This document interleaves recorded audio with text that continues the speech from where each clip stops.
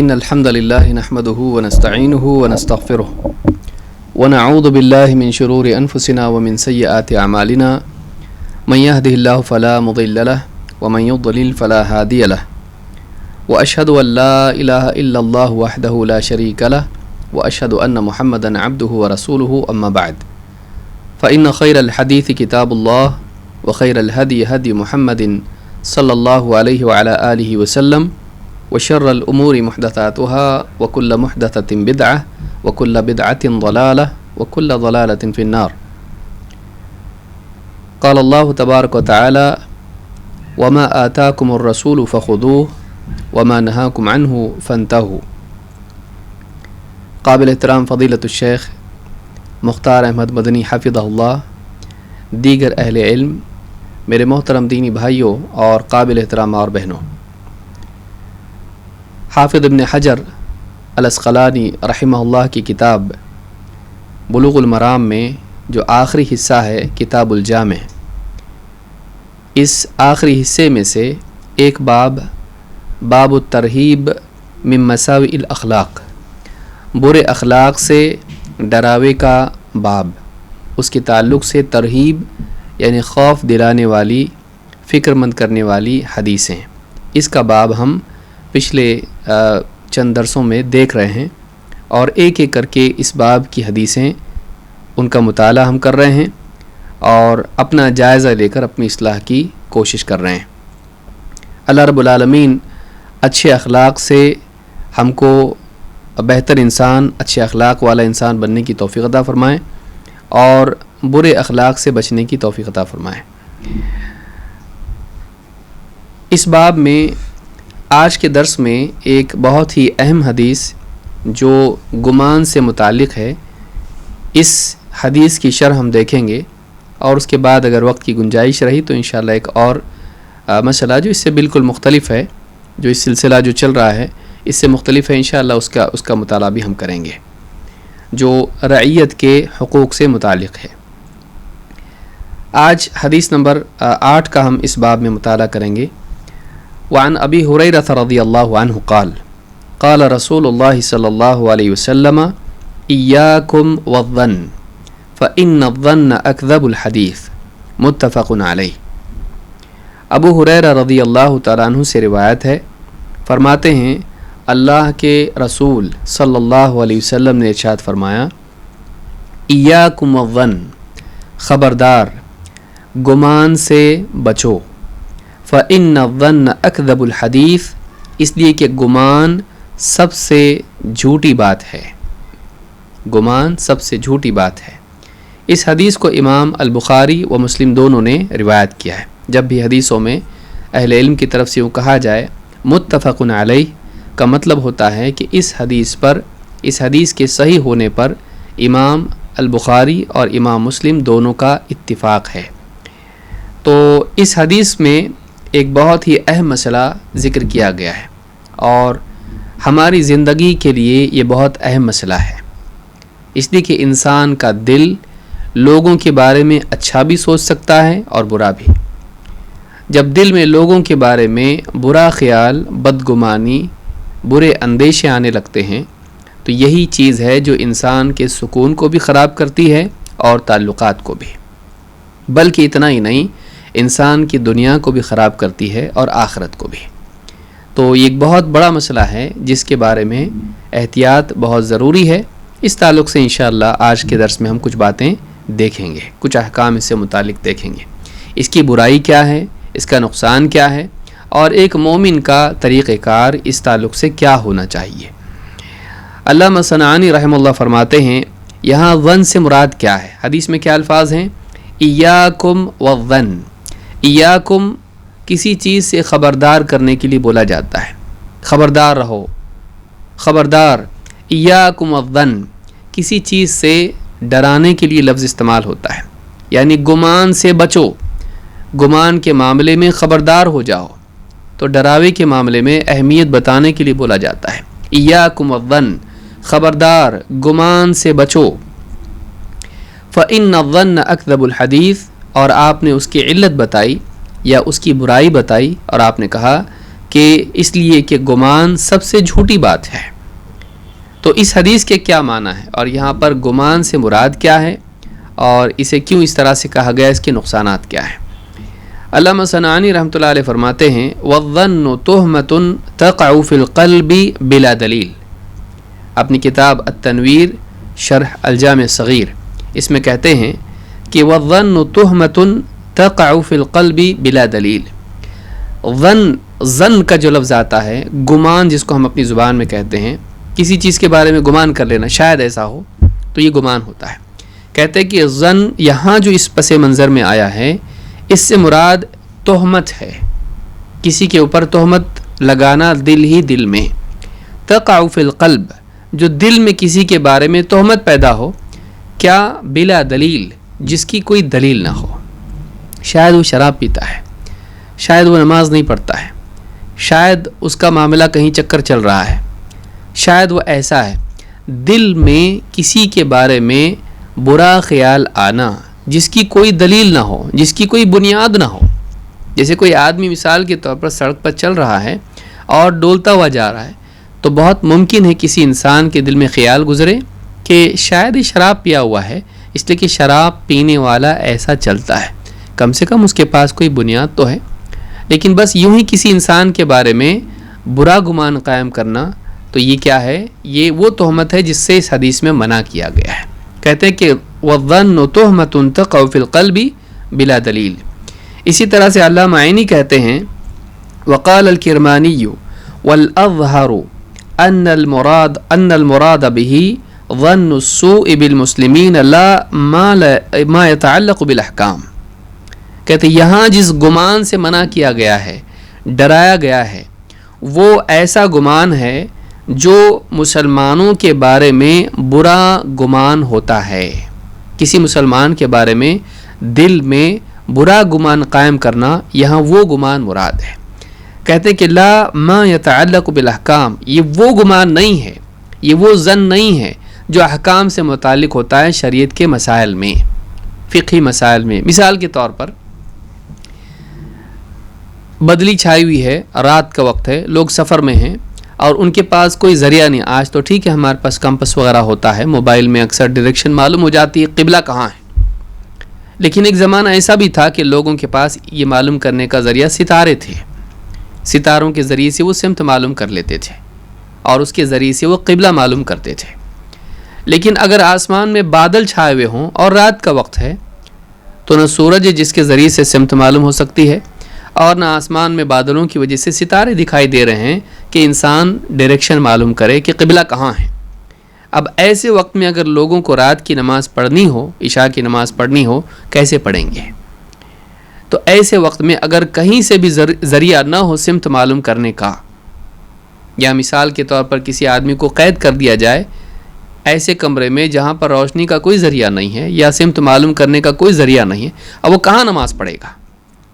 تو ایسے وقت میں وہ اپنے گمان کے مطابق جہاں اس کو لگتا ہے، تحقیق کا کوئی ذریعہ نہیں لیکن نماز تو پڑھنی ہے، تو ایسے وقت میں شریعت کا اس کے لیے حکم یہی ہے، یہی اس کے لیے بنیاد ہے کہ اس کا دل جہاں کہے کہ یہاں قبلہ ہو سکتا ہے، غالب گمان جہاں ہے وہاں پر وہ رک کر کے نماز پڑھے گا۔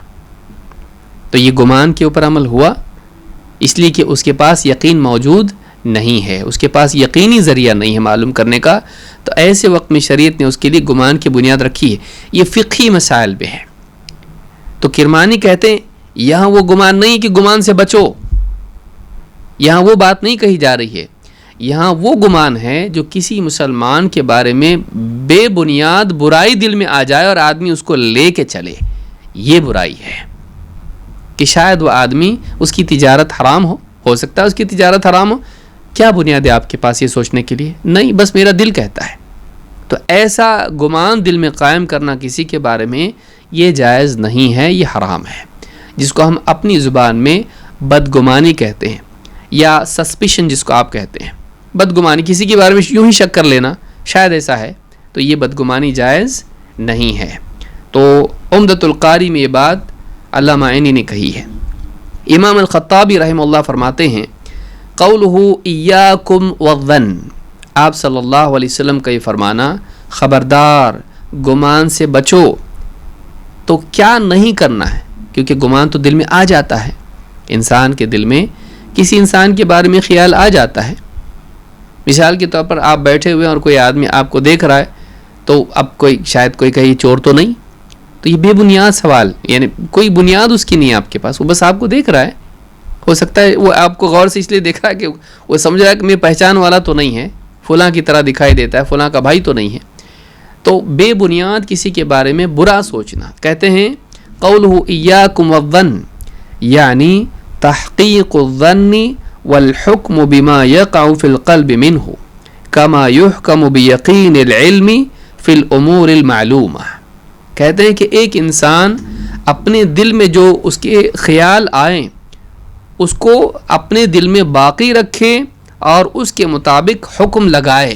کسی بھی شخص پر جو خیال آ گیا دل میں اس پر باقی رکھے، اس کو پختہ کریں اور اس کے مطابق کسی کے بھی بارے میں فیصلہ کریں. یہ فیصلہ کرنے سے منع کیا گیا ہے.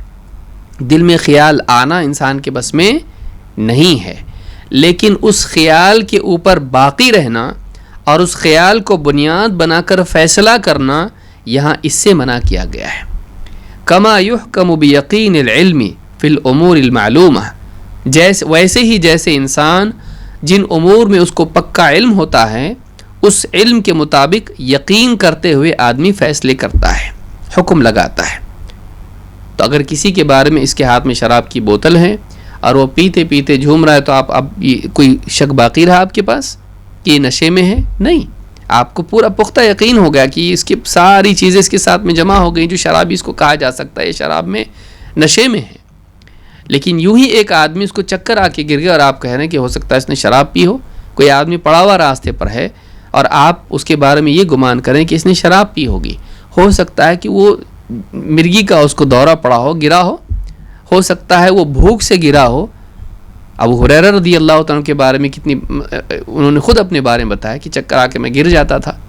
تو یعنی یہ ہو سکتا ہے کہ اس کی وجہ اچھی ہو، گناہگار وہ نہ ہو، لیکن ایک انسان اس کے بارے میں برا خیال آنے کے بعد اس خیال پر باقی رہے اور اس بے علم گمان کو علم کی طرح ٹریٹ کرے، اس کے مطابق فیصلہ کرے جیسے علم کے بنیاد پر کیا جاتا ہے.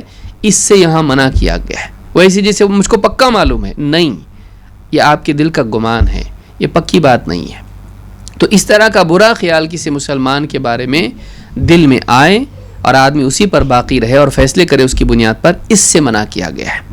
اعلام الحدیث جو صحیح بخاری کی شرح ہے امام الخطابی کی، اس میں انہوں نے بات کہی ہے جلد نمبر 3 صفحہ نمبر 2189 پر. بعض گمان گناہ ہوتے ہیں. یہاں پر ایاکم والظن کہا گیا ہے، علی الاطلاق گمان کے بارے میں خبردار کیا گیا ہے. تو کیا ہر قسم کا گمان برا ہوتا ہے یا کچھ گمان برے ہوتے ہیں؟ یہ فیصلہ ضروری ہے کیونکہ حدیث بظاہر یہ بتا رہی کہ گمان سے بچو. تو کیا سارے گمان سے بچنا ہے، کوئی بھی گمان نہیں کرنا ہے؟ تو اس بارے میں قرآن کریم کی آیت سے ہمیں مزید رہنمائی ملتی ہے، کیونکہ قرآن اور سنت دونوں کو جمع کر کے ہم اس مسئلے میں جتنی بھی دلیلیں ہوتی ہیں ان کو جمع کر کے ہم فیصلہ کرتے ہیں. یہی طریقہ قرآن و سنت میں بتایا گیا ہے اور اسی کے مطابق سلف عمل کرتے تھے. قل اطیعوا اللہ والرسول، اللہ نے فرمایا اللہ کی، اے نبی آپ کہیے اللہ کی فرما برداری کرو اور رسول کی. تو اور کی وجہ سے معلومات دونوں کو جمع کر کے فیصلہ لیا جائے گا، کسی ایک کو پکڑ کے دوسرے کو چھوڑ نہیں سکتے ہیں. قرآن کریم میں اللہ تعالیٰ فرماتا ہے یا ایھا الذین آمنوا اجتنبوا کثیرا من الظن ان بعد الظن اثم. سورۃ الحجرات آیت نمبر 12. اے ایمان والو، یا ایھا الذین آمنوا، یہاں خطاب ایمان والوں سے کیا جا رہا ہے کہ اے ایمان والو اجتنبوا کثیرا من الظن، بہت سے گمانوں سے بچو، بہت سے گمانوں سے بچو. ان بعد الظن اثم، اس لیے کہ بعض گمان گناہ ہوتے ہیں. تو یہاں پر اللہ تعالیٰ نے یہ بتایا کہ سارے گمان گناہ نہیں ہوتے ہیں، بلکہ کون سے گمان گناہ ہوتے ہیں؟ بعض گناہ. بعض گمان. تو معلوم ہے کہ علی الاطلاق سب کو جمع کر کے سارے گمان گناہ ہیں یہ نہیں کہا جا سکتا ہے. اور یہی حدیث میں بھی ہے کہ سارے گمان حرام نہیں ہے. قرآن کی آیت سے معلوم ہوتا ہے بعض گمان گناہ ہوتے ہیں. اس تعلق سے ابن عباس رضی اللہ تعالیٰ عنہ کہتے ہیں قولہ یا ایھا الذین آمنوا اجتنبوا کثیرا من الظن، اللہ تعالیٰ کا فرمان اے ایمان والو بہت سے گمانوں سے بچو. کہتے ہیں یقول نہى اللہ المؤمن ان یظن بالمؤمن شرا. اس آیت سے معلوم ہوتا ہے کہ اللہ تعالیٰ نے ایک مومن کو دوسرے مومن کے بارے میں شر کا گمان کرنے سے منع کیا ہے، خیر کا نہیں. گمان اچھا بھی ہو سکتا ہے برا بھی ہو سکتا ہے.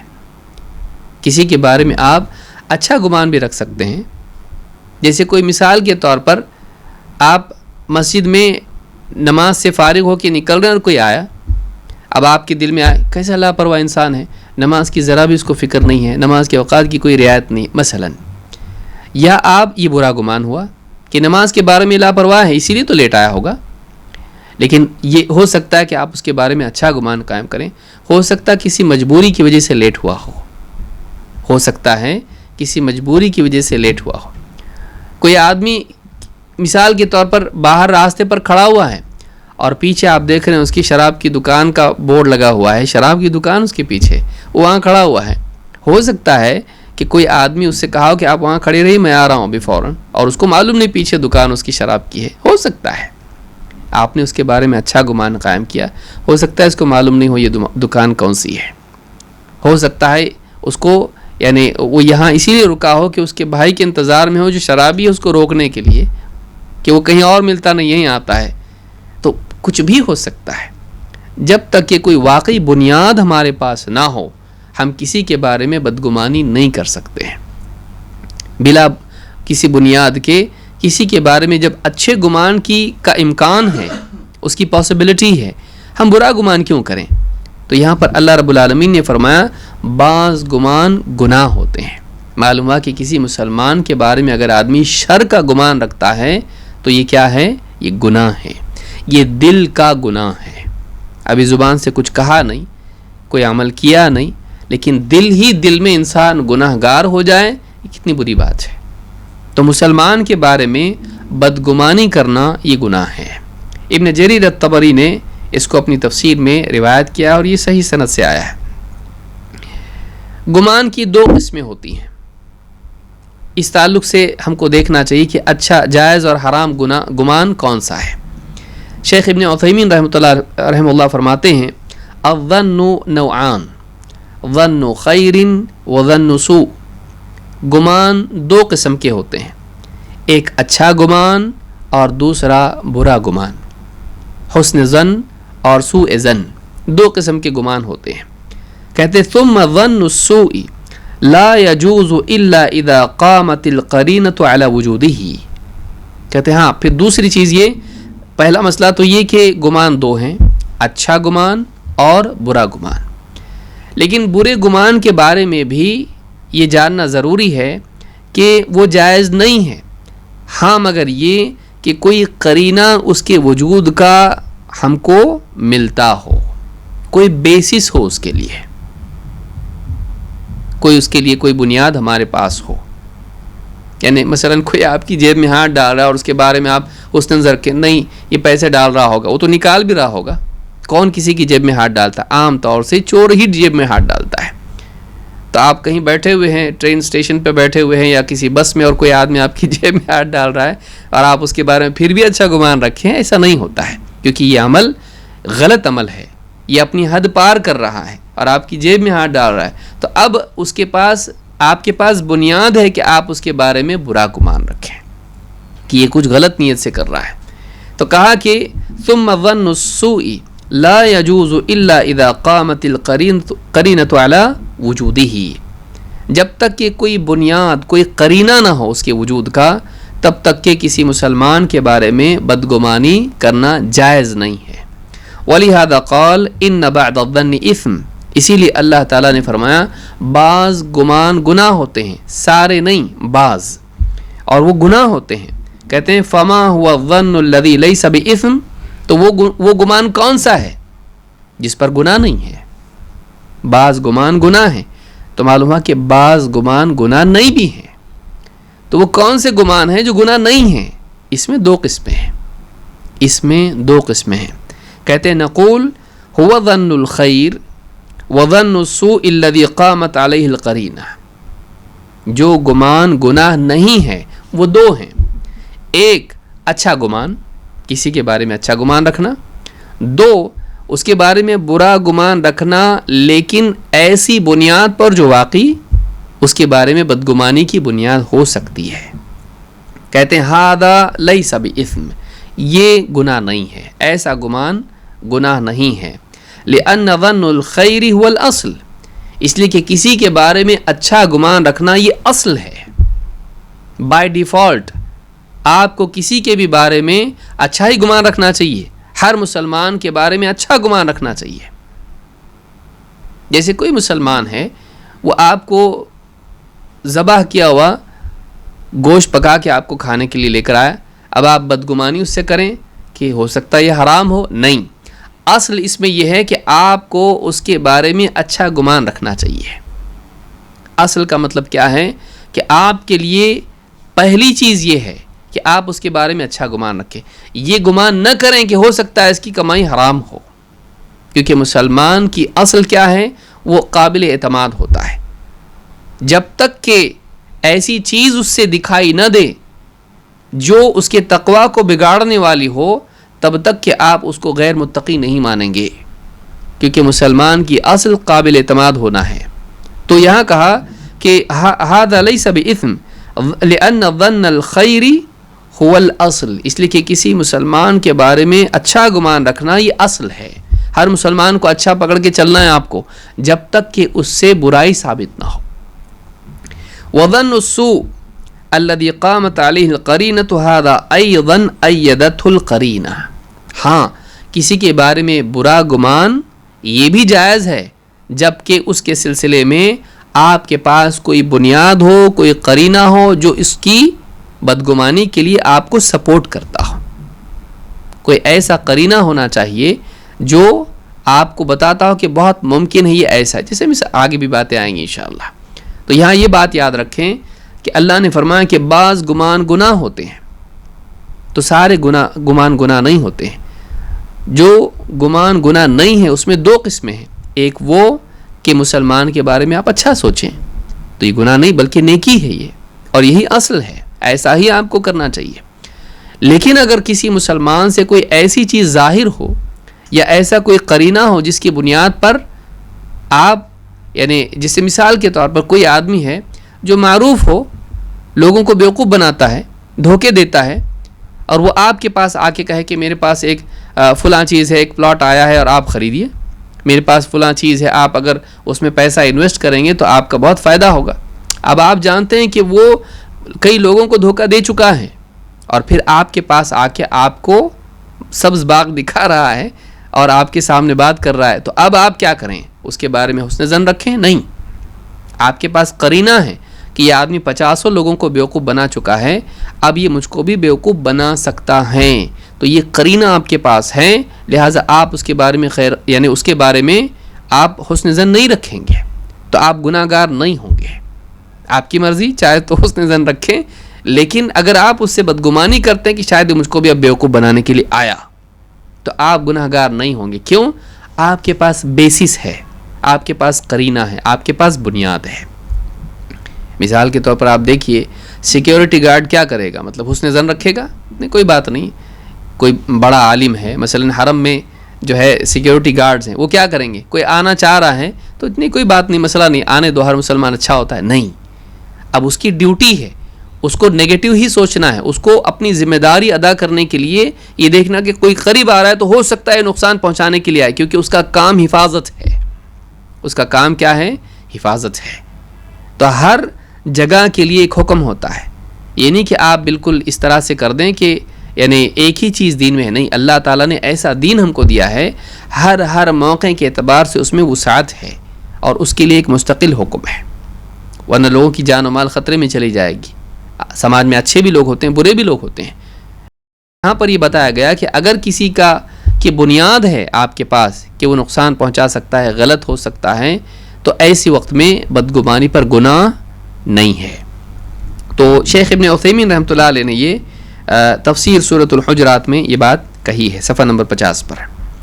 اسی لیے علامہ صنعانی رحمۃ اللہ علیہ فرماتے ہیں قال الخطابی المراد التہمہ ومحل التحذیر والنہی انما هو عن التہمۃ التي لا سبب لما یوجبها، کہتے یہ جو حدیث آئی ہے اس سے مراد تہمت ہے، اور جو ڈرایا گیا ہے وہ ایسی چیز سے ڈرایا گیا ہے، ایسی تہمت سے ڈرایا گیا ہے جس کا کوئی سبب نہ ہو، جس سے وہ چیز اس پر واجب ہوتی ہو یا لاگو ہوتی ہو۔ کمن اتہم بالفاحشۃ ولم یظہر علیہ ما یقتضی ذلک، ویسے ہی مثلا جیسے کسی پر بے حیائی کی یا زنا کاری کی تہمت لگائی جائے اور اس سے کوئی اس طرح کی چیز اس سے پہلے صادر نہ ہوئی ہو، نہ اس کے لیے کوئی بنیاد ہو۔ کسی پر بھی آپ نے زنا کاری کی تہمت لگا دی، کیا بنیاد ہے آپ کے پاس؟ نہیں ہے۔ کیا کیا جائے گا؟ اس کو کوڑے مارے جائیں گے اس کو۔ اگر گواہ نہیں اس کے پاس، گواہی چاہیے اس کے لیے، بینہ چاہیے، صرف گمان کی بنیاد پر نہیں کہ مجھے ایسا لگتا ہے کہ شاید یہ زناکار ہے، نہیں کر سکتے آپ۔ مجھے ایسا لگتا ہے کہ شاید یہ چور ہیں۔ آج آپ دیکھیے محض گمان کی بنیاد پر کتنے لوگوں کی جانیں چلی گئی ہندوستان میں، کہ لوگ آ رہے ہیں، سفر میں جا رہے ہیں، رکے کہیں پہ بیٹھ کے وہاں پہ کھانا کھا رہے ہیں یا رکے ہوئے انتظار کر رہے ہیں کسی کا، اور رات کا وقت ہے، لوگوں نے کہا ہمارے گاؤں میں آیا ہے، کون ہے یہ لوگ؟ چور ہوں گے، پٹائی کر دی ان کی، مار ڈالا ان لوگوں کو۔ تو آج کل یہ بہت زیادہ ہو گیا ہے۔ کوئی قرینہ اگر آپ کے پاس ہے تب تو ٹھیک ہے، نہیں ہے تو آپ کسی کے بارے میں بدگمانی نہیں کر سکتے، خصوصاً مسلمان کے بارے میں۔ مسلمان کے بارے میں تو جائز ہی نہیں ہے۔ اور اگر کسی سے بدگمانی ہے تو آپ قانون کو ہاتھ میں نہیں لے سکتے، آپ اپنے جی میں آئے وہ کچھ نہیں کر سکتے، آپ ان کو پولیس کے حوالے کرو۔ پولیس کو آپ فون کر کے بتاؤ کہ ہم کو یہاں شک آ رہا ہے کہ یہ لوگ یہاں کھڑے ہوئے ہماری کالونی میں کھڑے ہیں، یہاں وہاں دیکھ رہے ہیں، معلوم نہیں کیا کرنا چاہتے، اجنبی لوگ ہیں۔ اب وہ چوری کے لیے ڈھونڈ رہے ہیں، نقصان پہنچانے کے لیے ڈھونڈ رہے ہیں، یا اپنے کسی پہچان والے کو ڈھونڈ رہے ہیں، آپ کو کیا معلوم ہے؟ اچھا بھی ہو سکتا ہے، برا بھی ہو سکتا ہے، لیکن ان کا حلیہ بتا رہا ہے کہ اچھے لوگ نہیں ہیں، ان کا حلیہ بتا رہا ہے آپ کے پاس قرینہ ہے۔ اب آپ اگر بدگمانی کرتے ہیں کہ دیکھنے میں اچھے نہیں دکھ رہے ہیں لوگ، نیک لوگ ایسے نہیں ہوتے ہیں، تو اب آپ نے دیکھا کہ یہ ہمارے یہاں کے کر کیا رہے ہیں، اب آپ پولیس کو فون کرتے ہیں، بدگمانی آپ کرتے ہیں، تو آپ گناہ گار نہیں ہوں گے۔ ہو سکتا ہے وہ اچھے بھی لوگ ہوں، یعنی ایسے لوگ نہ ہوں کہ برائی کے لیے آئے ہوں۔ تو یہ بات یاد رکھنے کی ہے۔ کہتے ہیں کہ بے بنیاد کسی کے بارے میں بدگمانی جائز نہیں ہے۔ سبل السلام میں علامہ صنعانی نے بات ذکر کی ہے۔ شیخ ابن عثیمین رحمۃ اللہ علیہ فرماتے ہیں فقالوا، علماء نے بات کہی ہے رحمہم اللہ، یحرم ظن السوء بمسلم ظاہرہ العدالہ، ایک مسلمان جو ظاہر میں شریعت کا پابند ہے، اسے ظاہری زندگی میں عدالت ہی دکھائی دیتی ہے۔ عدالت کا مطلب ہوتا ہے ایک آدمی بالکل ٹھیک ٹھاک دین پر قائم ہے، نہ یہاں جھکتا ہے، نہ غلو کرتا ہے، نہ کوتاہی کرتا ہے، بلکہ ٹھیک ٹھیک عدل پر قائم ہے، معتبر ہے، اچھی زندگی جی رہا ہے، دیندار زندگی جی رہا ہے، تقوی شعار زندگی جی رہا ہے۔ ایسا مسلمان ہے جس کا ظاہر تقوی والا ہے، ایسے آدمی سے بدگمانی کرنا حرام ہے۔ یاد رکھیں اس کو، جس آدمی کی زندگی تقوی والی ظاہر ہے لوگوں کے سامنے، اس سے بدگمانی کرنا حرام ہے۔ اما ظن السوء بمن قامت القرینۃ علی انہ اہل لذلک فہذا لا حرج علی الانسان ان یظن السوء بہ، ہاں جس آدمی کے برائی کے لیے کوئی بنیاد ہو اس سے بدگمانی کی، اور کوئی ایسی چیز اس سے ظاہر ہو، تو ایسے آدمی سے بدگمانی کرنے میں کوئی حرج نہیں ہے۔ تو ایک ہے افراط اور تفریط، ایک تو یہ کہ ایک آدمی ہر انسان سے بدگمانی کرے، فوبیا اس کو ہو جائے، جیسے مسلمانوں کے بارے میں بہت سارے غیر مسلم ملکوں میں ہوتا ہے، ہر مسلمان کو ٹیررسٹ، یہ فوبیا ہے، اسلام فوبیا ہے۔ اور ایک یہ ہے کہ ایک انسان کسی سے بھی بدگمانی نہ کرے اور پھر نقصان اٹھائے، کبھی جان کا، کبھی مال کا، کبھی کسی اور چیز کا۔ ان دونوں کے درمیان اسلام کی تعلیم ہے کہ اور یہ بالکل کامن سینس بھی ہے کہ جس انسان کا ظاہر دیندار ہو اس سے بدگمانی نہ کی جائے۔ ہاں کسی سے اگر اس طرح کی چیز ظاہر ہوتی ہے جو بدگمانی جس کی بنیاد پر کی جا سکتی ہے، وہاں گناہ نہیں ہے، وہاں پر اس کی گنجائش ہے. یہ بات یاد رکھنا چاہیے. تو یہ ایک اصول تھا جو اس بارے میں افراط و تفریط سے ہم کو بچانے والا ہے، اس کو یاد رکھنا چاہیے. اور حدیث سے بھی یہ بات، یعنی قرآن اور حدیث کو ملانے سے بات مزید واضح ہو جاتی ہے.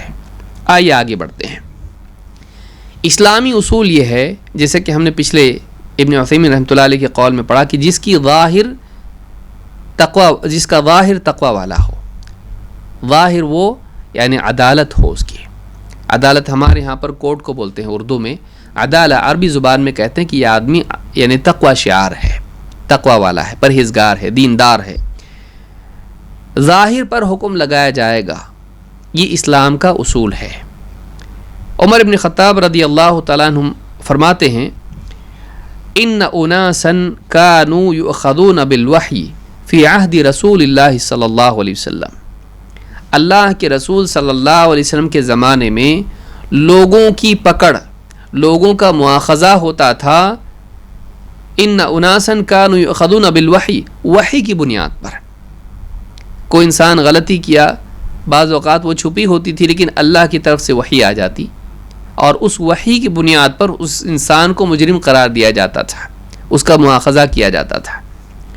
وَإِنَّ الْوَحْيَ قَدْ انْقَطَعَ، لیکن اب اللہ کے رسول صلی اللہ علیہ وسلم کے بعد وحی کا سلسلہ رک گیا، وحی کا سلسلہ منقطع ہو گیا. وَإِنَّمَا نَأْخُذُكُمُ الْآنَ بِمَا ظَهَرَ لَنَا مِنْ أَعْمَالِكُمْ، اور اب ہم تمہارا مواخذہ کریں گے، تم سے پوچھ تاچھ کریں گے، تم سے ہم تمہاری پکڑ گرفت کریں گے. کس بنیاد پر؟ جو تم سے ظاہر ہوگا، جیسا تمہارا ظاہر ہوگا، جو اعمال تمہارے ظاہر ہوں گے، جو بات تمہاری زبان سے سنی جائے گی، اس کی بنیاد پر ہم تمہارا مواخذہ کریں گے. اس میں غلط ہے تو پکڑیں گے. فَمَنْ أَظْهَرَ لَنَا خَيْرًا أَمِنَّاهُ وَقَرَّبْنَاهُ، تو جس انسان کا ظاہر خیر والا ہو، ہم اس کو امن و امان دیں گے اور بلکہ اس کو اپنے قریب کریں گے. اور وَلَيْسَ إِلَيْنَا مِنْ سَرِيرَتِهِ شَيْءٍ، اس کے خفیہ حالات، اس کے باطن کے حالات، اس کا اندر کیا ہے، اس بارے میں ہمارا کوئی معاملہ نہیں ہے، اس میں ہماری کوئی مداخلت نہیں ہے. اللہ یحاسبہ فی سریرتہ، اس کے اندر کیا تھا، ایمان والا ہے کہ منافق ہے، متقی ہے کہ فاسق ہے، یہ اللہ کے پاس اس کا فیصلہ ہے.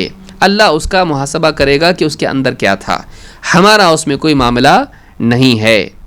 ومن اظہر لنا سوءا لم نأمنہ ولم نصدقہ، اور جو آدمی ہمارے سامنے برائی کو ظاہر کرے، اس کی زندگی میں ظاہر برائی ہی ہو، تو ایسے انسان کو ہم امن نہیں دیں گے، یعنی وہ ہم سے بچ نہیں سکتا ہے سزا سے. ولم نصدقہ، نہ وہ ہماری تہمت سے بچ سکتا ہے نہ سزا سے، اور ہم اس کی تصدیق نہیں کریں گے کہ اچھا انسان ہے. وَإِنْ قَالَ إِنَّ سَرِيرَتَهُ حَسَنَةٌ، چاہے وہ زبان سے دعویٰ کرے کہ میرے اندر اچھا ہے. جیسے آدمی کہے کہ بھائی میں شراب پیتا ہوں، جوا کھیلتا ہوں، لیکن میرے اندر بہت تقویٰ ہے، میں ظاہر میں برا ہوں لیکن اندر سے بہت متقی پرہیزگار اچھا ہوں، ہم اس کی تصدیق نہیں کریں گے. میں اندر سے بہت اچھا ہوں، چاہے میں گالیاں دیتا ہوں اور لوگوں کو ستاتا ہوں، لیکن میرا دل بہت اچھا ہے، میرے دل میں کسی کے لیے برائی نہیں ہے. تو برائی کرتا کیوں ہے؟ اگر ظاہر میں برائی کرتا ہے تو اس کے دل میں کیا ہے ہم کو نہیں معلوم. وہ اللہ محاسبہ اس کا کرے گا، اچھا ہے برا ہے، اللہ فیصلہ کرے گا. لیکن ہمارے سامنے اگر برائی آئے گی تو اس کی بنیاد پر ہم فیصلہ کریں گے. اچھا ظاہر ہے تو اچھا فیصلہ ہوگا، اگر ظاہر میں برا ہے تو پھر برائی فیصلہ ہوگا، یعنی اس کے لیے سزا کا معاملہ ہوگا. کسی کی عزت زبان سے خراب کی، کسی کو ہاتھ سے تکلیف دی، سزا ملے گی اس کو. وہ نہیں بول سکتا کہ میرے دل میں کچھ اور تھا، میری نیت کچھ اور تھی. نہیں، آپ کی نیت آپ کے پاس رکھیے. فیصلہ جو ہوگا وہ ظاہر کی بنیاد پر ہوگا. اس روایت کو امام البخاری نے اپنی صحیح میں روایت کیا، کتاب الشہادات، حدیث نمبر 2641. اس سے بات معلوم ہوتی کہ اسلام کا قاعدہ یہ ہے کہ ظاہر پر حکم لگایا جائے گا، باطن کیسا ہے وہ اللہ فیصلہ کرے گا، ظاہر کے مطابق فیصلہ کیا جائے گا. مسلمان کی عزت کی حرمت کیا ہے؟ کسی کے بارے میں بدگمانی کرنا گویا کہ اس کی عزت کو اپنے دل میں مجروح کرنا ہے، اپنے دل میں اس کو بے عزت کرنا ہے. اور ایک بار دل میں کسی کی بے عزتی ہو گئی تو زبان سے بھی ہوتی ہے. ایک انسان اگر کسی کے بارے میں دل میں بدگمان ہو جاتا ہے تو پھر وہ زبان سے بھی اس کی غیبت کرتا ہے، بلکہ بعض اوقات جاسوسی بھی کرتا ہے اس کی، اور اس پر تہمت بھی لگاتا ہے. تو دل میں کسی مسلمان کے بارے میں بدگمانی کو لانا، جبکہ اس کا ظاہر اچھا ہے، آپ نے کہیں دیکھا نہیں اس کی برائی، بس یوں ہی دل میں برا لانا، یہ حرام ہے. اس کی برائی کتنی ہے؟ ابن عباس رضی اللہ تعالیٰ عنہ کہتے ہیں لما نظر رسول اللہ صلی اللہ علیہ وسلم الی الکعبۃ قال، اللہ کے رسول صلی اللہ علیہ وسلم نے کعبہ پر نگاہ رکھی، کعبہ کو آپ دیکھ رہے تھے، اور آپ نے فرمایا مرحبا بکی من بیت ما اعظمک و اعظم حرمتک، کہا کہ مرحبا ہو تیرے لیے گھر، یعنی اللہ کے گھر، کیا شان ہے تیری، کیا عظمت ہے تیری، اور تیری حرمت، تیرے احترام کی بھی کیا شان ہے، کتنی عظیم ہے تیری حرمت اور کتنا عظیم ہے تو. وَلَلْمُؤْمِنُ أَعْظَمُ حُرْمَةَ عِنْدَ اللَّهِ مِنْكِ، اور ایک مومن کی حرمت تیری حرمت سے بڑی ہوئی ہے. ایک مومن کی عزت کا معاملہ، احترام کا معاملہ تیری عزت اور احترام سے بڑھ کے ہے. ان اللہ حرم منک واحدۃ وحرم من المؤمن ثلاثا، اللہ تعالیٰ نے تیری تو ایک ہی حرمت رکھی ہے، تیرے بارے میں ایک ہی حرمت ہے، لیکن مومن کے بارے میں 3 باتیں حرام ہیں. مومن کی حرمت 3 چیزوں میں ہے. کیا ہے؟ دمہ ومالہ وان یظن بہ ظن السوء. کیا کہ ایک مومن کا خون حرام، خون بہانا حرام، بے وجہ اس کا خون نہیں بہا سکتے آپ، مار پیٹ کر کے اس کا خون بہا دیا، اس کو قتل کر دیا، حرام ہے. اس کو اذیت پہنچانا جسمانی اعتبار سے. 2 ومالہ، اس کا مال چھین کے ضائع کر دینا، اس کے مال میں خیانت کرنا، اس کے مال کے بارے میں برا فیصلہ کرنا جائز نہیں ہے. اس کا مال بھی سنبھالا جائے گا، اس کو ضرر نہیں پہنچایا جائے گا، مال میں بھی، نہ جسم میں نہ مال میں. اور نمبر 3 وَأَنَّ بِهِ ظَنَّ السَّوْءِ، اور یہ کہ اس کے بارے میں بدگمانی کی جائے. 3 حرمتیں ہیں، مومن سے بدگمانی کرنا جائز نہیں. کیوں؟ یہ اس کی عزت سے جڑی ہوئی چیز ہے. اس سے بدگمانی کرنا کا مطلب یہ ہے اپنے دل میں اس کی عزت کو خراب کرنا، یہ جائز نہیں ہے. کس مومن کے لیے؟ جس کا ظاہر تقوی والا ہو. کتنے لوگ علماء کے بارے میں کتنی بدگمانی کرتے ہیں، ارے یہ تو ایسے ہی ہوں گے، ہمارے سامنے دیندار، معلوم نہیں اندر کیا ہوں گے. کتنے علماء کے بارے میں ان کے پاس عذر ہوتا ہے، ان کے پاس مسائل ہوتے ہیں، کون ان کے بارے میں سوچتا ہے، لیکن ان کے بارے میں بدگمانی کرنا. کتنے علماء، بڑے بڑے علماء ہیں، ان کے بارے میں کیا کہتا آدمی، ارے تو حکومت کے بکے ہوئے لوگ ہیں، حکومت کے غلام ہیں، یہ تو حکومت کو کچھ بولتے ہی نہیں، ان کی ہاں ملاتے ہوں گے، ان کی صحیح کو بھی صحیح بولتے ہیں، ان کی غلط کو بھی صحیح کہتے ہیں. حالانکہ وہ علماء تنہائی میں جو بھی حکام اور حاکم ہوتے ہیں ان کو نصیحت کرتے ہیں، یہاں تک ان کی حد ہے. حدیث میں یہی بتایا گیا ہے کہ حاکم اگر کوئی غلطی کرتا ہے تو کیا کیا جائے، اس کو ہاتھ پکڑ کے تنہائی میں لے جا کر اس کو نصیحت کی جائے. مانا تو اچھی بات نہیں، مانا تو کوئی بات نہیں. ایک نوجوان شیخ ابن عثیمین رحمۃ اللہ علیہ کی مجلس میں تھا، بہت بولتا رہا، آپ لوگ اللہ سے ڈریے، ایسا کیجیے ایسا کیجیے، آپ لوگ اتنے حکام کو کچھ بولتے نہیں ہو اور آپ اللہ کے بعد جواب دینے. بہت دیر تک بولتا رہا شیخ عثیمین، چپ چاپ سنتے رہے اس کو. جب اس کا غصہ بھڑاس پوری نکل گئی، شیخ ابن عثیمین نے بہت نرمی سے اس سے کہا، اللہ کے بندے تو یہ بتا، تجھ سے کس نے کہا کہ ہم ان سے بات نہیں کرتے؟ یہ معلوم کیسے ہوا تجھ کو، بتا. یعنی تو نے کہاں سے جانا کہ ہم ان کو نصیحت نہیں کرتے؟ کہاں سے معلوم پڑا؟ یہ کوئی بنیاد ہے اس کے لیے؟ کیسے بدگمانی کیا علماء سے کہ تم کچھ بولتے ہی نہیں ہو. چوراہے پر جا کے بولنے کو بولنا بولتے ہیں، اپنی ماں کو، اپنے باپ کو، اپنی بیوی کو، اپنے بچوں کو، اپنے بھائی کو نصیحت چوراہے پر کرتا ہے یا تنہائی میں ہے؟ اور حاکم کی عزت نہیں ہے، اس کو نصیحت کرنے کے لیے اس کے پاس تو پاور بھی ہے، اس کو تو اور زیادہ احترام سے احتیاط سے نصیحت کرنا چاہیے کہ کہیں اس میں سرکشی نہ آ جائے, کہیں انا نہ آ جائے, کہیں شیطان اس کو اور ظلم و جبر پر نہ ڈال دے. تو یہ سمجھداری یعنی عوام میں نہیں ہوتی ہے, عوام جذباتی ہوتی ہے. عوام اپنے بارے میں حکمت کا راستہ اپناتی ہے لیکن امت کے بارے میں جذبات والا راستہ اپناتی ہے. اس کو یاد رکھیے, امت کا نقصان چل جاتا ہے, اپنا نقصان نہیں چلتا. اپنے بارے میں بہت سنبھال کی چلتی ہے. کمپنی کے باس سے کبھی وہ ایسا نہیں کرے گا جو حاکم کے بارے میں پورے علماء کو سکھا رہا ہے. کرتا نہیں کرتا ہے, نکال دے گا, اس کے غلط کو برداشت کر لے گا. لیکن حاکم کے بارے میں علماء کو وہ سکھاتا کہ آپ بغاوت کرو اس کے مقابلے میں. صحیح نہیں ہے. ان کو تنہائی میں نصیحت کی جائے. ان کے بارے میں بدگمانی, عوام کے بارے میں بدگمانی, رشتہ داروں کے بارے میں بدگمانی آدمی جائز نہیں ہے. تو یہاں کہا کہ ایک مسلمان کے لیے 3 چیزیں اس کی محترم ہیں, اس کا خون, اس کا مال اور اس کی عزت. اور صاف کہا گیا وَأَن يُظَنَّ بِهِ ظَنَّ السَّوْءِ, اس کے بارے میں بدگمانی کی جائے. ظَنُّ السُّوءِ, اس کے بارے میں بدگمانی کی جائے.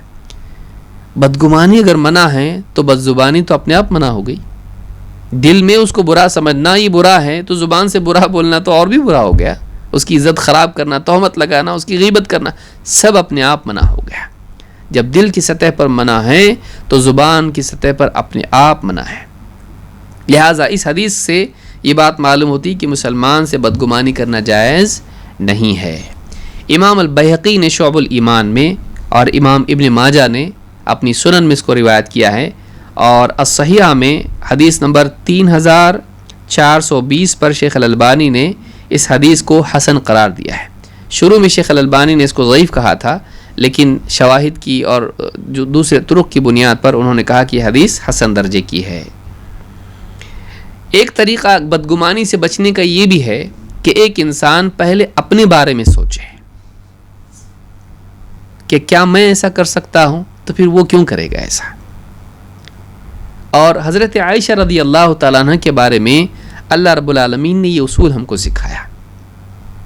بہت برا وقت تھا وہ جب مدینے میں اللہ کے رسول صلی اللہ علیہ وسلم کی زوجہ محترمہ, جو سب سے زیادہ محبوب بیوی, جن کو اللہ کی طرف سے بتایا گیا تھا, دکھایا گیا تھا خواب میں کہ یہ آپ کی بیوی ہے, اور جو مسلمانوں کی ماں ہے ام المؤمنین, جن کی گود میں اللہ کے نبی صلی اللہ علیہ وسلم نے دم توڑا, اتنی پاک باز نیک بیوی, ان کے بارے میں ایک غلط فہمی کی بنیاد پر مشہور ہو گیا کہ نعوذ باللہ ان کا کسی سے معاملہ ہے.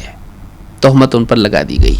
منافقین کے لیے ایک موقع مل گیا اور انہوں نے پورا ماحول خراب کر دیا, اور حضرت عائشہ رضی اللہ تعالیٰ عنہ کے بارے میں لوگوں کے درمیان میں یعنی بری خبر پھیلا دی, ان کے بارے میں افواہ پھیلا دی, نعوذ باللہ بد کردار ہونے کی ان کے بارے میں افواہ پھیلا دی. اتنا پاورفل پروپیگنڈا تھا یہ کہ اس کے یعنی اثر سے بعض مسلمان بھی اس کی لپیٹ میں آ گئے, اچھے لوگ بھی آ گئے. یہ ہمارے لیے ایک عبرت ہے. وہ سماج جس میں اچھے لوگ ہیں, سمجھدار لوگ ہیں, اس میں جب یہ ممکن ہے تو آج کیوں نہیں کہ ایک اچھا مرد ہے, ایک اچھا انسان ہے, ایک اچھی عورت ہے, برے لوگ اس کے بارے میں اس طرح سے پاورفل میڈیا کا استعمال کرتے ہوئے غلط بات پھیلا دیں کہ اچھے لوگ بھی اس کی چپیٹ میں آ جائیں. ایسا ہو سکتا ہے, جب وہاں ہو سکتا ہے, مدینہ میں ہو سکتا ہے, تو آج دوسرے ملکوں میں کیوں نہیں ہو سکتا ہے. میڈیا اتنا خطرناک ہے, برے کو اچھا, اچھے کو برا ثابت کر سکتا ہے. تو وہاں ایسا ہو گیا. اللہ تعالیٰ نے آیت نازل کی, کچھ وقت گیا, یہ معاملہ تھوڑا سا پنپا, پھر اللہ نے آسمان سے حضرت عائشہ رضی اللہ تعالیٰ عنہ کی برات نازل کی. اس سے بڑھ کے اور کیا. بعض اوقات ایک بری چیز سے اچھی چیز وجود میں آتی ہے.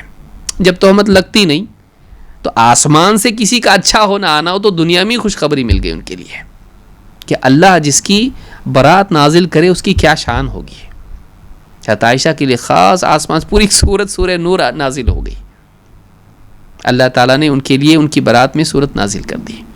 تو اس میں اللہ نے کیا فرمایا؟ اللہ نے فرمایا لولا اذ سمعتموه ظن المؤمنون والمؤمنات بانفسهم خيرا وقالوا هذا افك مبين.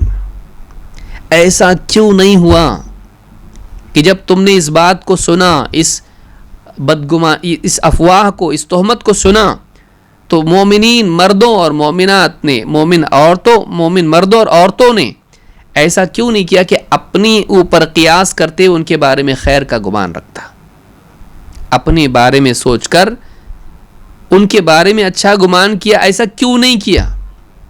اپنے پر قیاس کرتے ان کے بارے میں کیوں نہیں سوچا؟ وقال، ایسا کیوں نہیں کیا کہ انہوں نے یوں کہا وقالوا هذا افک مبین، اور کیوں نہیں ایسا کیا کہ یوں کہہ دیتے یہ تو بالکل کھلا ہوا جھوٹ ہے، کھلا ہوا جھوٹ ہے۔ سورہ نور آیت نمبر 12، اس کی تفسیر آپ دیکھیں تفصیل سے۔ ابن کثیر رحمۃ اللہ علیہ فرماتے ہیں فقال تعالی لولا، یعنی حل، ایسا کیوں نہیں کیا؟ اذ سمعتموه ای ذلك الکلام الذي رمیت به ام المؤمنین رضی اللہ عنہا، وہ کلام جو حضرت عائشہ رضی اللہ تعالیٰ عنہ ام المؤمنین حضرت عائشہ کے اوپر تہمت لگائی گئی، اس کو جب تم نے سنا، ظن المؤمنون والمؤمنات بانفسهم خیرا، ای قاسوا ذلك الکلام على انفسهم، کہ انہوں نے وہ جو کلام تھا وہ اپنے اوپر رکھ کے دیکھا کہ ایک آدمی، ایک مرد اپنی بیوی کے بارے میں سوچے میری بیوی ایسا کر سکتی ہے، دھڑلے سے کسی کے ساتھ افیئر کر سکتی میری بیوی؟ جب میری بیوی نہیں کر سکتی تو نبی صلی اللہ علیہ وسلم کی بیوی کیسا کرے گی؟ اتنی پاک باز، اتنی نیک عورت وہ کیوں کرے گی؟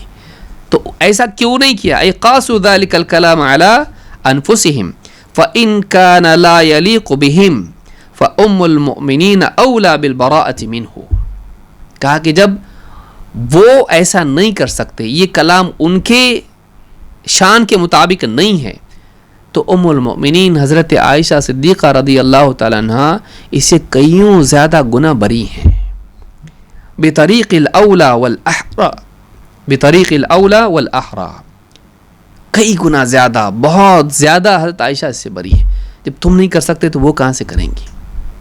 یہ بنیاد ہے، جو اصول اور طریقہ ہم کو سکھایا گیا ہے کہ ایک عام انسان اپنے سے زیادہ پرہیزگار لوگوں کے بارے میں جب اس کے دل میں کوئی خیال آئے تو یہ سوچے کہ جب میں ایسا نہیں کر سکتا تو یہ اتنا بڑا انسان کیوں کرے گا؟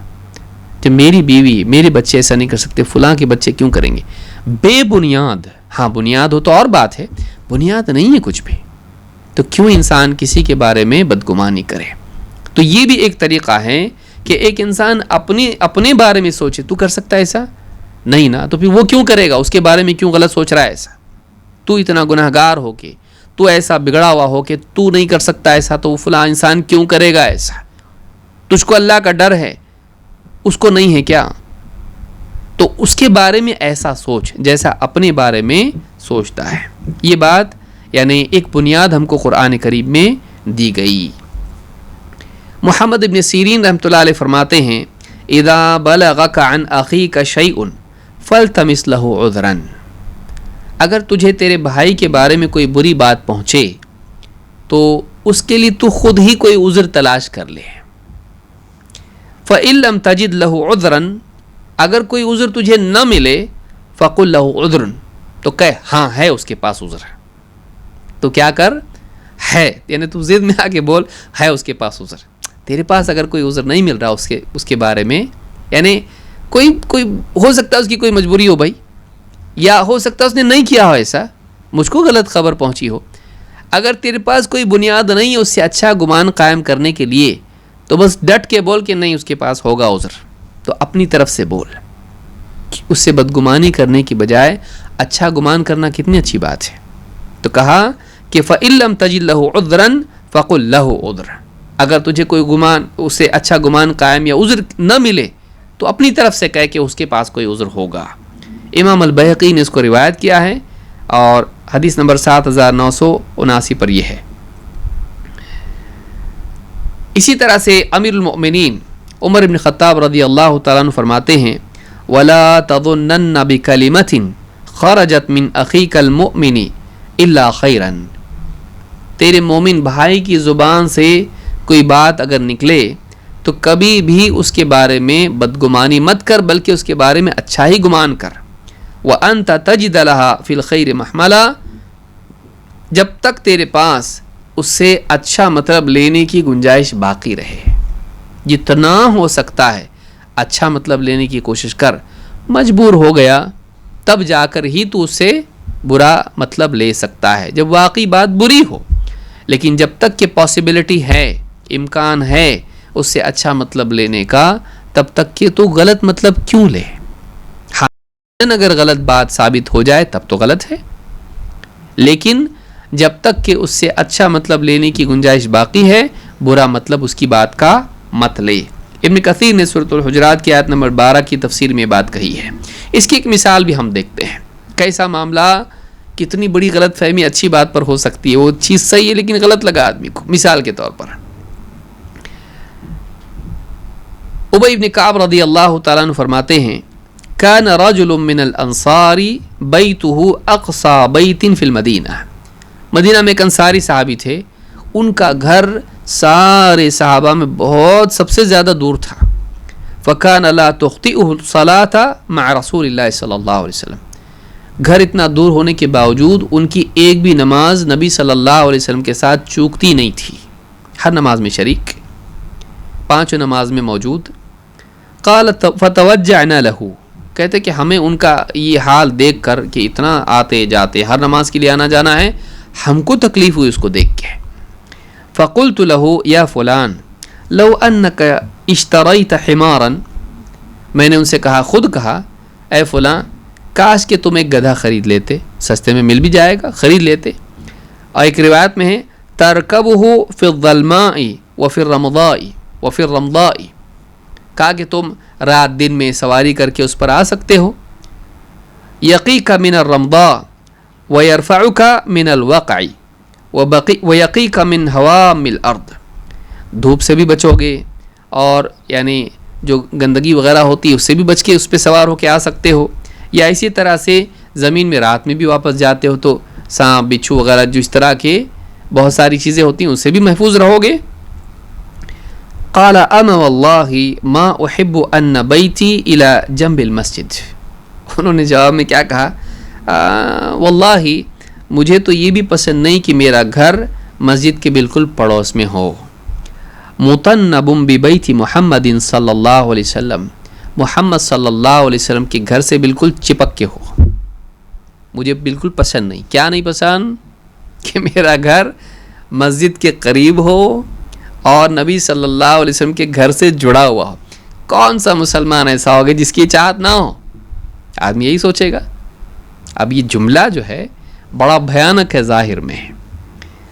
قال فحملت به حملا حتی اتیت نبی اللہ صلی اللہ علیہ وسلم فاخبرته، کہتے کہ یہ بات مجھ پر بہت بھاری گزری، مجھے بہت برا لگا یہ جملہ سن کے، تو میں نے وہ بات لی اور کہاں پہنچا، اللہ کے نبی صلی اللہ علیہ وسلم کی خدمت میں پہنچا اور میں نے آپ کو بتایا ایسا بول رہا ہے ایک آدمی، یہ صاحب فلاں ایسا بول رہے ہیں. میں نے ان کی شکایت کی اللہ کے نبی صلی اللہ علیہ وسلم کے پاس. قال فدعاه، اللہ کے نبی صلی اللہ علیہ وسلم نے ان کو بلایا. فقال ما اردت، یہ ساری روایت جمع کر کے میں بیان کر رہا ہوں اور مختلف منتشر روایت ہیں سب. فقال ما اردت بقولك ما يسرني ان منزلی او قال داری الى جنب المسجد. آپ نے ان سے پوچھا یہ جو تم نے کہا کہ مجھے یہ بالکل اس بات سے قطعاً خوشی نہیں ہوگی کہ میرا گھر مسجد سے بالکل جڑا ہوا ہو، قریب ہو، مسجد کے بالکل پڑوس میں ہو، مجھے بات پسند نہیں. تمہارا کیا ارادہ، کیوں بولے، کیا نیت سے بولے ایسا؟ یہ جملہ بولنے میں تمہارا کیا مطلب ہے، اس کا کیا نیت ہے؟ فقال له مثل ذلك وذكر له انه يرجو في اثره الاجر. انہوں نے خود ویسے ہی کہا جیسے ان سے کہا تھا صحابی سے، اور کہا میں یہ چاہتا ہوں کہ مجھے اس پر اجر ملے. مطلب ایک اور روایت میں کہا انی اريد ان يكتب لي ممشاي الى المسجد ورجوعي الى رجعت الى اهلي.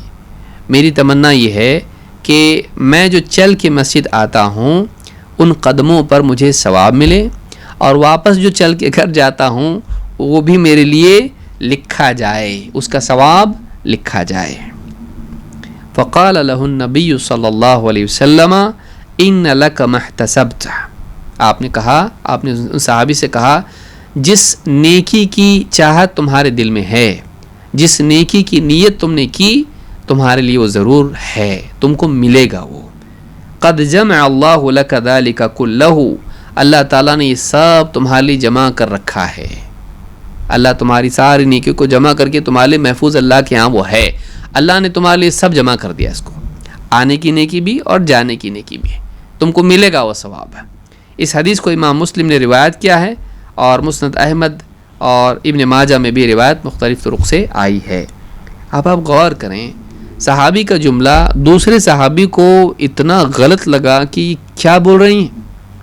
ہم سب تو تمنا رکھتے ہیں کہ نبی صلی اللہ علیہ وسلم کا قرب ہم کو ملے, مسجد نبوی سے قریب ہو جائیں ہم. مسجد کے پڑوس میں رہنا کون پسند نہیں کرتا, دور رہنا مسجد سے نہیں. نبی صلی اللہ علیہ وسلم کا پڑوس ہی نہیں رہنا چاہتا, یہ آدمی کیسا ہے. اللہ کے رسول صلی اللہ علیہ وسلم نے بھی فوراً ان کو یہ نہیں کہا کہ اڑا دو اس کے گردن, نہیں. آپ نے بلایا, یہ طریقہ ہے, یہ ادب ہے, یہ اصول ہے. آپ نے ان کو بلایا, کہا تمہاری اس میں نیت کیا تھی, ایسا کیوں بولے تم. جملہ تو ہے لیکن کیا اس میں امکان ہے کہ اچھا مطلب ہو سکتا ہے ان کے بولنے میں, ان کی نیت کچھ اور ہو سکتی ہے بولنے میں. انہوں نے کہا میری نیت یہی کہ میں دور سے چل کے آؤں اور چل کے جاؤں تو ثواب ملے. تو آپ نے فرمایا تیرے لیے اللہ نے یہ سارا ثواب جمع کر دیا ہے اور تیرے لیے یہ ثواب ہے اللہ کے یہاں پہ, ملے گا تجھ کو. ایک آدمی ثواب کا حقدار ہے لیکن ایک صحابی ہیں, مدینہ والے صحابی ہیں, وہ سمجھ رہے ہیں کہ اس کا جو جملہ ہے یہ جملہ برا ہے, ایسا نہیں بولنا چاہیے. یہ شکایت کے لائق جملہ ہے, جس کی شکایت کہاں کرنا چاہیے, نبی صلی اللہ علیہ وسلم سے. اس کو چھوڑا نہیں جا سکتا, جملہ بہت خطرناک بھیانک جملہ ہے. یہ ایک جملہ جو بظاہر ان کے یعنی نبی صلی اللہ علیہ وسلم سے دوری اور مسجد سے دوری کو ظاہر کر رہا ہے, لیکن اس دوری کی بنیاد کچھ ہے کہ نہیں ہے. وہ مسجد سے بغض ہے, عبادت سے نفرت ہے, نبی صلی اللہ علیہ وسلم سے نفرت ہے. اس کی بنیاد کیا ہے, اس کی بنیاد الٹے ثواب چاہنا ہے, دین سے محبت ہے, ثواب سے, نیکی سے محبت ہے. تو ایک دیکھنے میں بظاہر چیز بری دکھ رہی ہے لیکن اس کے اندر یعنی ایک ایسی چیز ہے جو ثواب کی حقدار بنا رہی انسان کو. تو کبھی ایسا ہوتا ہے, لہٰذا ظاہر پر ہی فوراً فیصلہ ایسے کر دینا جب تک کہ حقیقت اس کی معلوم نہ ہو, یہ مناسب نہیں ہے. تو معلوم یہ حضرت عمر کیا کہہ رہے ہیں, جب تک کہ اس کا اچھا مطلب تیرے سامنے ممکن ہو, برا مطلب مت لے. اور نبی صلی اللہ علیہ وسلم کے اس عمل سے معلوم ہوتا ہے کہ اگر دکھائی دے رہا بالکل ہی یہ غلط دکھ رہا ہے تو ایسے وقت میں کیا صحیح طریقہ کیا ہے کہ اس سے پوچھا جائے, اس کی مزید تحقیق کی جائے. تحقیق کرنے پر اگر بات پوری سامنے آ جائے اور اس میں اچھا مطلب پیدا ہوتا ہو تو وہ اچھی بات ہے, اور اگر برا مطلب پیدا ہوتا ہو اور کوئی اس کے پاس ایکسپلینیشن نہیں ہے تو پھر ایسی صورت میں مجرم ثابت ہوگا. بغیر تحقیق کے فوراً حکم لگانا مناسب نہیں ہے. گمان کی بنیاد پر کسی کو مجرم بنانا صحیح نہیں ہے. تو معلوم ہوا کہ بعض اوقات ایک آدمی نیک ہوتا ہے لیکن اس کی بات کو کوئی غلط سمجھ لے تو اس سے اس کو مجرم بنا سکتا ہے. ہاں, اس کا یہ مطلب نہیں ہے کہ آپ صوفیوں کے کفریہ کلام کو بھی کہنے لگے نہیں اس میں بھی کوئی حکمت کی بات ہے. لیس فی جبتی سوی اللہ, میرے جبے میں اللہ کے سوا کوئی نہیں ہے. آپ ایسی بیہودہ اور بکواس باتوں کو بھی اچھے جو ہے لیپا پوتی کر کے اچھا مطلب دینا شروع کر دیں, یہ نہیں ہے. ویسے ہی جیسے عیسیٰ علیہ السلام کے بارے میں کہتے ہیں کہ یعنی عیسیٰ اور اللہ ایک ہی ہے, اور اس کا پھر لمبی تشریح وہ کرتے ہیں اور اس کی جو ہے اپنی حکمت اور فلسفہ بیان کرتے ہیں, اس سے وہ صحیح نہیں ہونے والا ہے, غلط ہے. لیکن کبھی ایسا ہوتا ہے کہ ایک صحیح بات بھی بتانے میں کسی سے کچھ ایسے انداز میں بول دیتا ہے کہ اس کی بات کو سمجھنے میں غلط فہمی ہو سکتی ہے. اس سے وضاحت طلب کی جائے اور اس کی وضاحت معقول ہو تو اس کو قبول کر لینا چاہیے. اس کی وضاحت اگر معقول ہے قبول کر لینا چاہیے. آئیے آگے بڑھتے ہیں. کسی سے بدگمانی کرنا, اس کا قیامت کے دن اللہ کو جواب دینا پڑے گا. یہ نہیں بول سکتے کہ وہ دل ہی میں تھا نا, کچھ کیا تو نہیں میں نے. اگر تو نے اپنے دل میں اس کے بارے میں بدگمانی قائم کی اور اسی پر باقی رہا اور اسی پر حکم لگا دیا اپنے دل میں اس کے اوپر کہ ہاں یہ ایسا ہے, قیامت کے دن اس کا محاسبہ ہوگا. اللہ تعالیٰ قرآن کریم میں فرماتا ہے وَلَا تَقْفُ مَا لَيْسَ لَكَ بِهِ عِلْمٌ وَلَا تَقْفُ مَا لَيْسَ لَكَ بِهِ عِلْمٌ, ایسی چیز کے پیچھے مت پڑ جس کا تجھے علم نہیں. ان السمع والبصر والفؤاد كل اولئک كان عنه مسؤولا, بالیقین کان, آنکھ اور دل ان سب سے پوچھ ہونے والی ہے. کانوں سے پوچھ ہوگی، آنکھوں سے پوچھ ہوگی اور دل سے بھی کہ ان کا استعمال کیسے کیا. تو دل میں اگر کوئی آدمی کسی کے بارے میں بدگمانی کرتا ہے تو یہ دل کی غلطی ہے، اس کا محاسبہ ہوگا. وہ دل کا عمل ہے جس پر پوچھ ہوگی. جیسے کان کا عمل غیبت سننا، آنکھ کا عمل جاسوسی کرنا، اور اسی طرح سے دل کا عمل ہے بدگمانی کرنا. تو ان تینوں کی پوچھ ہوگی. سورۃ الاسراء میں بنی اسرائیل میں یہ آیت نمبر 36 پر یہ مضمون موجود ہے. وقت ہو گیا ہے. آخری بات کہہ کے میں اپنی بات ختم کر رہا ہوں. اللہ تعالیٰ نے قرآن کریم میں ہم کو دعا سکھائی، والذین جاءوا من بعدهم یقولون ربنا اغفر لنا ولاخواننا الذین سبقونا بالایمان ولا تجعل في قلوبنا غلا للذین آمنوا ربنا انک رؤوف الرحیم. سورۃ الحشر آیت نمبر 10. ایمان والوں کا طریقہ کیا ہے؟ جو ایک کے بعد ایک نسل در نسل ایمان والے دنیا میں آتے ہیں، وہ اپنے پہلوں کے بارے میں کیا کرتے ہیں؟ والذین جاءوا من بعدهم، صحابہ کے بعد آنے والے ایمان والوں کا طریقہ کیا ہونا چاہیے؟ یقولون، وہ کہتے ہیں، ربنا اغفر لنا، اے ہمارے رب ہماری مغفرت کر دے، ولاخواننا الذین سبقونا بالایمان، اور ان بھائیوں کی بھی، ہمارے ان بھائیوں کی بھی مغفرت کر جو ہم سے پہلے ایمان لائے تھے. ولا تجعل فی قلوبنا غلا للذین آمنوا، اے ہمارے رب ہمارے دلوں میں اپنے ایمان والے بھائیوں کے لیے کوئی کھوٹ نہ آنے دے. ربنا انک رؤوف الرحیم، اے ہمارے رب تو بڑا رؤوف ہے، رحیم ہے، نرمی کرنے والا ہے، رحم کرنے والا ہے. تو ایمان والے اللہ سے دعا کرتے ہیں، اے اللہ ہمارے دلوں کو بچا، کہیں ہمارے دلوں میں ہمارے ایمان والے بھائیوں کے لیے کوئی کھوٹ نہ آئے. تو ہم کو اللہ سے یہ دعا کرنی چاہیے تاکہ ہمارا دل ایمان والوں سے، خاص طور سے صالحین، ائمہ، فقہاء، مفسرین، صحابہ، تابعین، اللہ والوں کے بارے میں ہمارا دل صاف رہے، علماء کے بارے میں ہمارا دل صاف رہے. اس کی ہم کو کوشش کرنا چاہیے. اللہ تعالی ہم سب کو صحیح سمجھ عطا فرمائے اور قرآن و سنت کا علم حاصل کرنے کی توفیق عطا فرمائے. اقول ھذا واستغفر اللہ لی ولکم.